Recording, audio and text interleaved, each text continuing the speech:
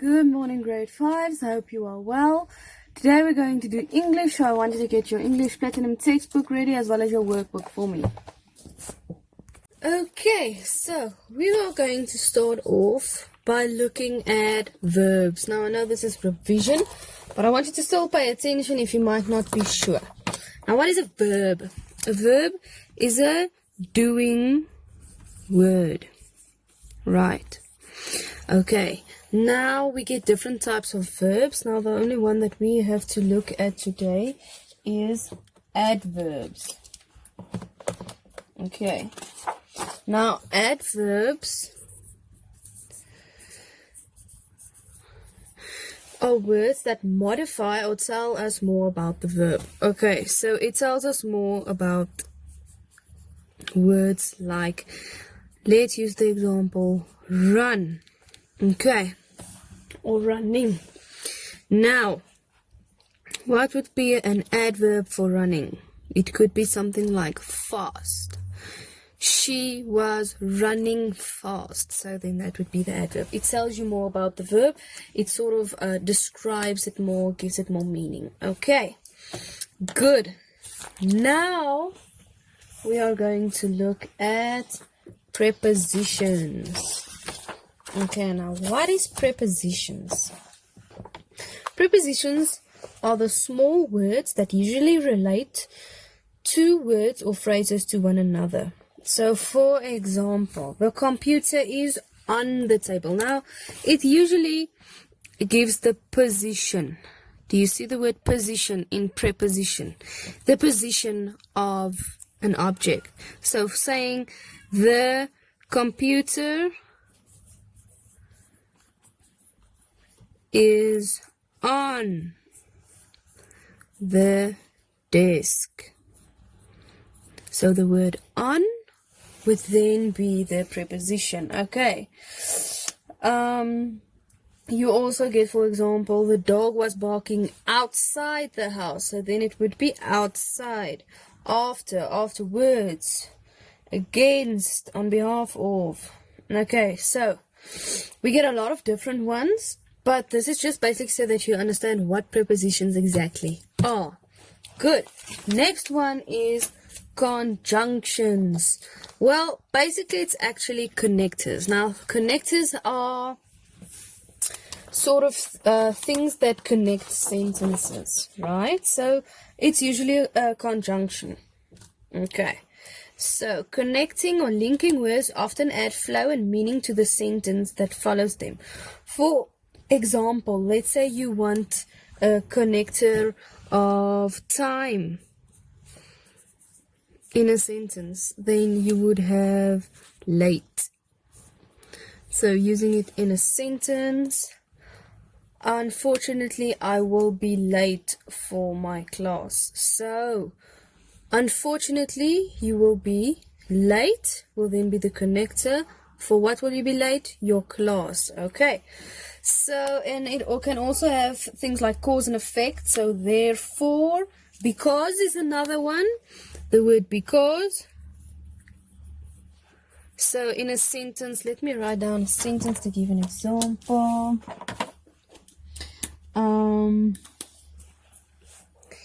He is coming because he needs to collect medicine. Okay, so he is coming and collecting medicine because he needs medicine, right?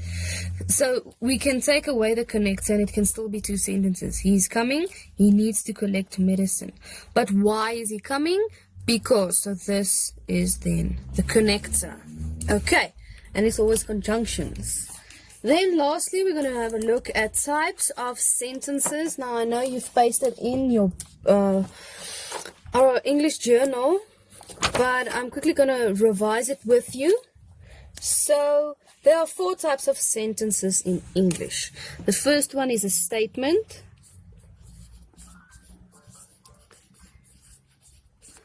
The next one is a question. Then exclamation. And the command. Okay.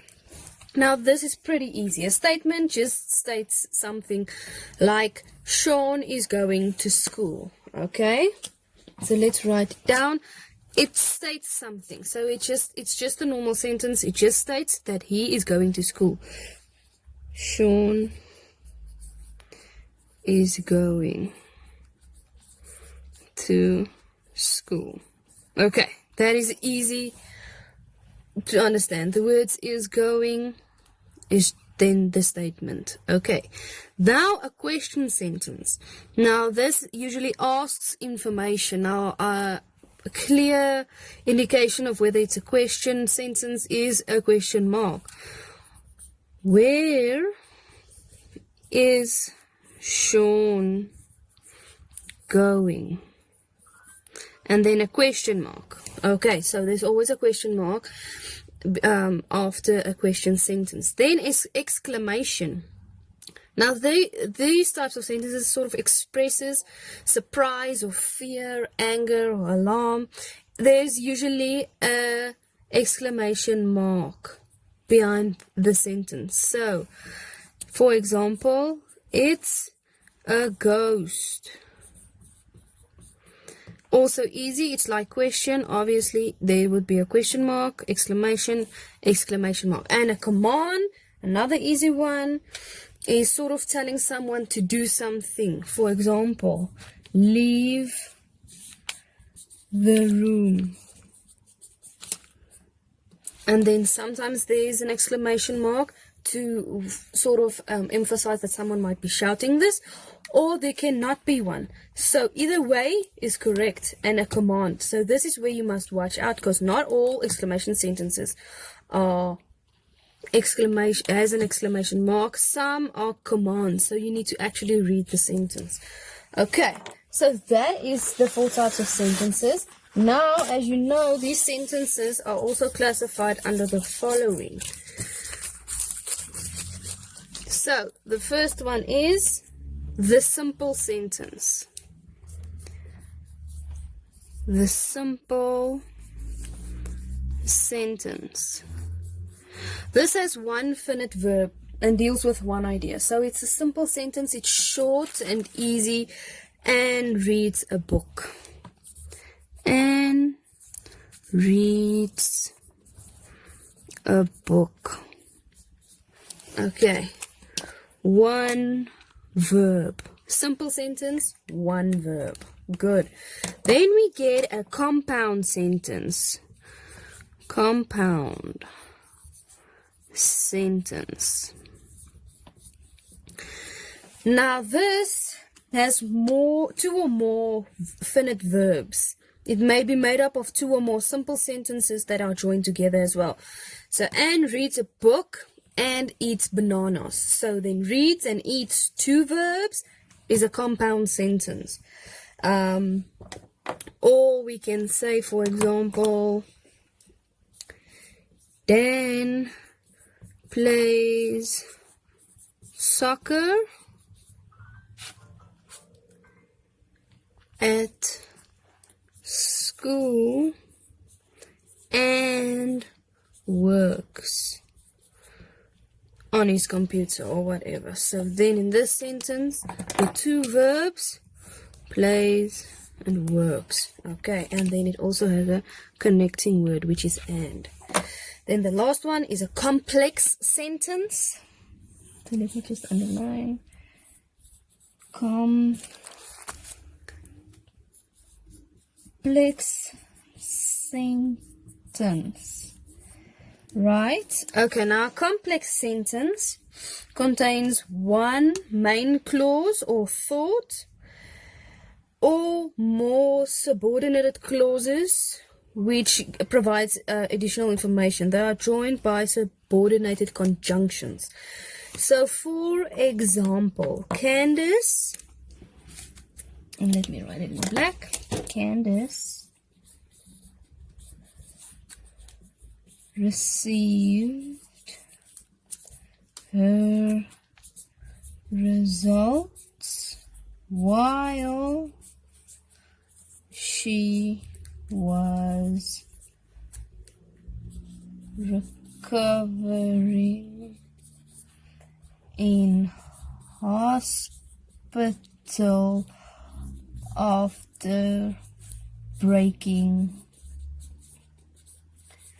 a leg. Okay, so this is a nice long sentence. It's usually longer sentences, but let's quickly see.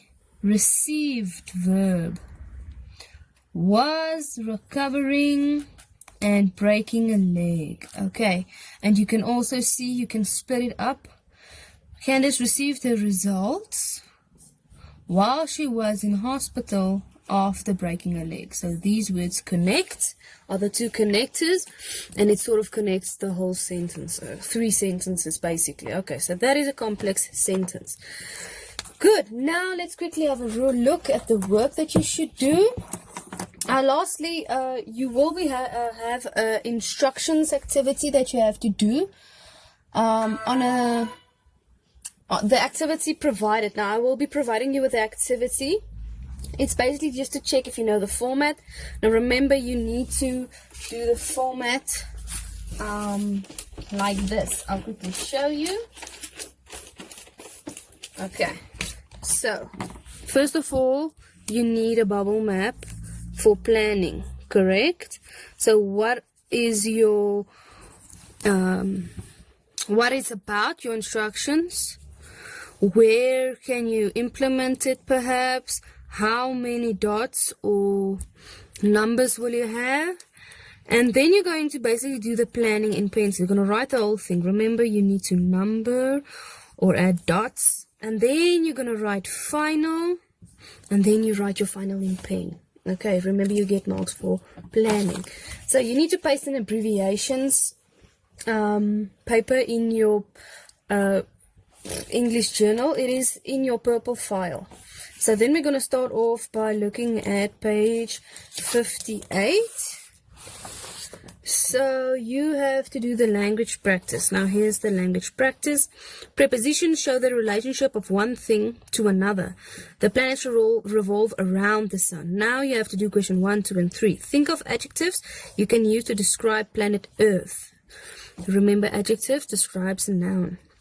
And then number 2, choose the correct preposition for each of the sentences. So now you're going to add this into the correct sentence. And number 3, make up sentences about the planets or space using the following prepositions. So you're going to make 4 sentences with these words in them. Okay, about the planets.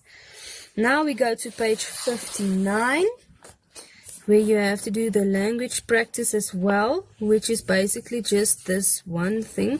So remember, an adverb tells you more about another word in a sentence. Adverbs answer the questions how, when, where, or how much. Then we get manner, time, place, and degree of adverbs. So slowly, fast, loudly, carefully, beautifully is the manner in which you do it, how you do it, when you do it, like the time, where you do it, like the place, and then degree, how much, extremely, very, really, quiet, and terribly. Okay, sometimes prepositions do the work of adverbs. For example, I put the ball inside. Inside is an adverb of place. The ball flew up. Up is an adverb of place. Good. Now pick an adverb from each category in the table above and write a sentence about the planets.